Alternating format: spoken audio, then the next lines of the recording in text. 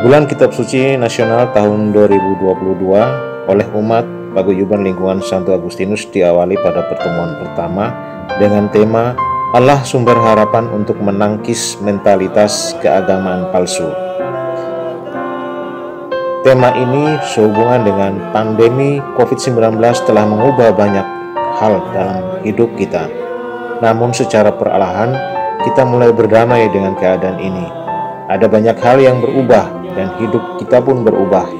Karena itu, di tengah situasi pandemi COVID-19 yang hingga sekarang masih melanda dunia, kita diajak untuk menyadari bahwa Tuhan adalah satu-satunya sumber harapan kita dalam menjalani hidup yang baru.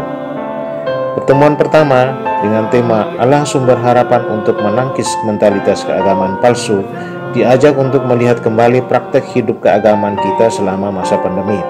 Di tengah segala perubahan terjadi termasuk dalam pelaksanaan kegiatan keagamaan.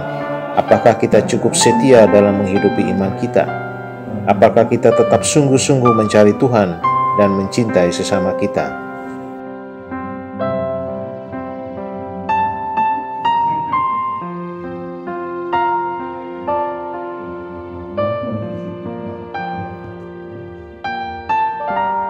Bacaan kitab suci dari Amsal bab 5 ayat 4 sampai dengan 6 menyampaikan sebagai berikut. Sebab beginilah firman Tuhan kepada kaum Israel, carilah aku maka kamu akan hidup. Janganlah kamu mencari Betel, janganlah pergi ke Gilgal, dan janganlah menyeberang ke Betsheba. Sebab Gilgal pasti masuk ke dalam pembuangan dan Betel akan lenyap. Carilah Tuhan maka kamu akan hidup, supaya jangan ia memasuki keturunan Yusuf bagaikan api yang memakannya habis dengan tidak ada yang memadamkan. Pendalamannya adalah Tuhan itu penjamin kehidupan. Pencarian akan Tuhan berarti pencarian akan kehidupan. Tuhan adalah pencipta, maka dialah sumber kehidupan. Kehidupan hanyalah sebuah konsekuensi dari kedekatan dengan Tuhan. Karena Tuhan adalah sumber kehidupan, semua yang dekat dengannya akan memperoleh kehidupan juga. Betel, Gilgal, dan Betsheba merupakan tempat-tempat yang bisa menjerumuskan orang Israel kepada dewa-dewi lain. Betel menjadi tempat penyembahan patung lembu emas yang didirikan oleh Yerobeam. Gilgal mengingatkan kembali pada masa pengembaraan di padang gurun ketika orang Israel bersungut-sungut kepada Tuhan.